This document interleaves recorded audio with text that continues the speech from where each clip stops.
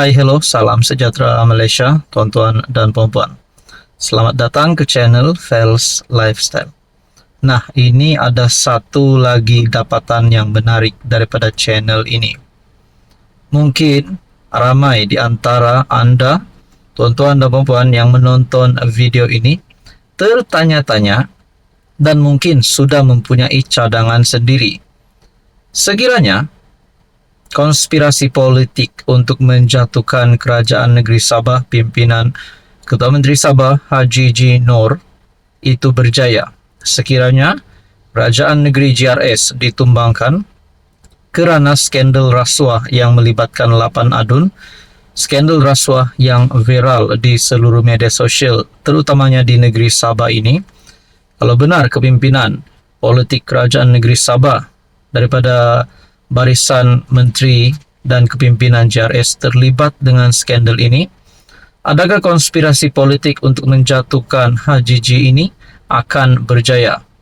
Nah, kalau berjaya, siapa CM ataupun ketua menteri yang boleh dan layak untuk menggantikan tempat ketua menteri hari ini, Haji G. Noor?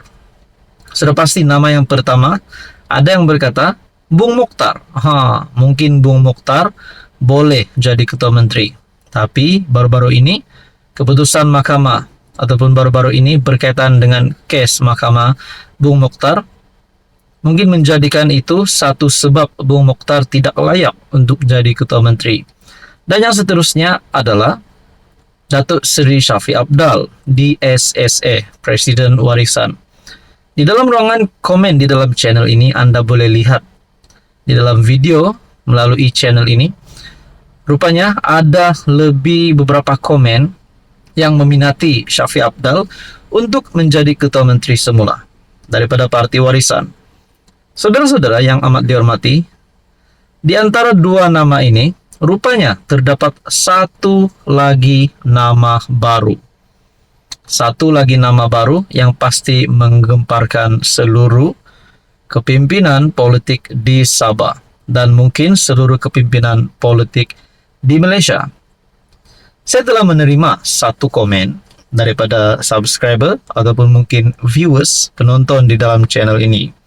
Ada berkata, setuju kalau Munira jadi CM ataupun ketua menteri.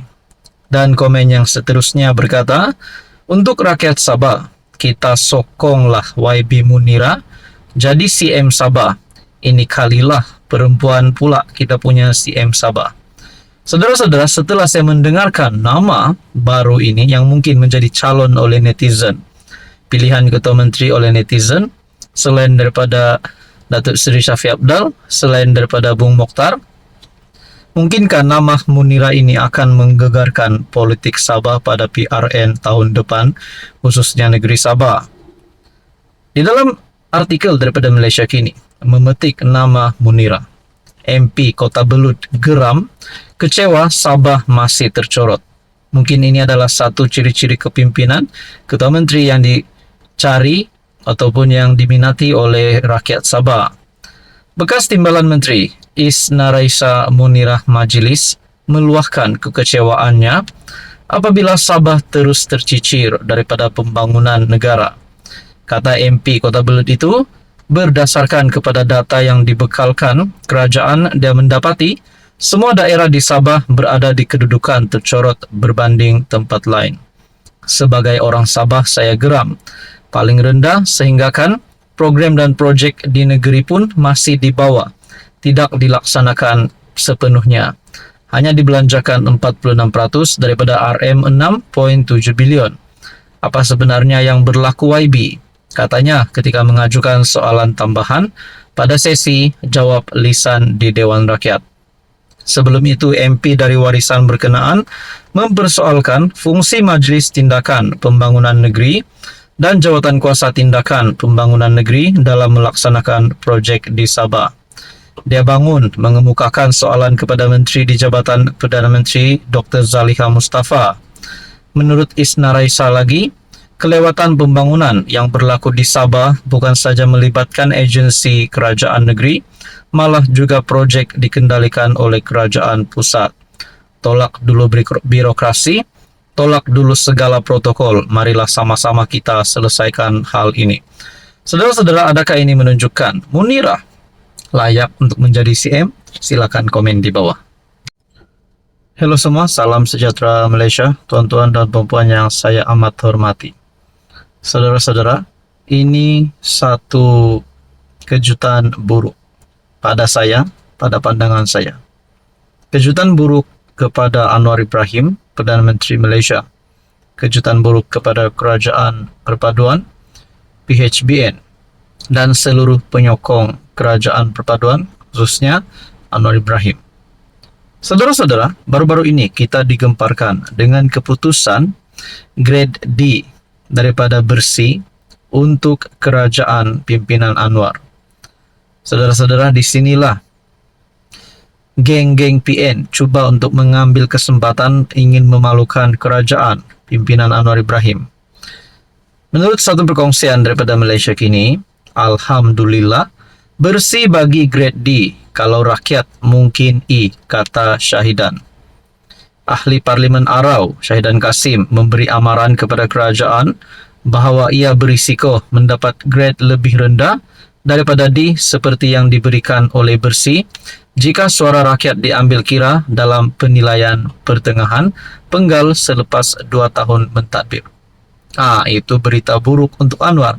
Tapi berita yang lebih buruk adalah kepada kepimpinan-kepimpinan politik yang cuba untuk memusuhi Anwar Ibrahim.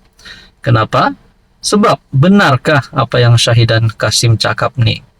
Adakah benar sekiranya rakyat mempunyai peluang untuk memberikan undi kepada kerajaan, maka kerajaan akan menerima grade D ataupun grade E? Saudara-saudara yang saya hormati, silap-silap rakyat bagi pilihan sampai grade A++. Jadi berkaitan dengan ini, tuan-tuan dan puan, rupanya satu kejutan yang buruk untuk musuh politik Anwar Ibrahim.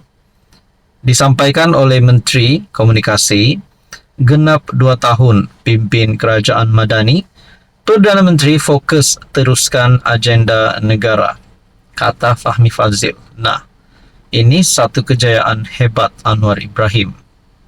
Perdana Menteri Datuk Seri Anwar Ibrahim yang genap 2 tahun menerajui kerajaan pada 24 November meneruskan agenda negara dengan mengadakan lawatan ke Korea Selatan, kata Menteri Komunikasi Fahmi Fadzil.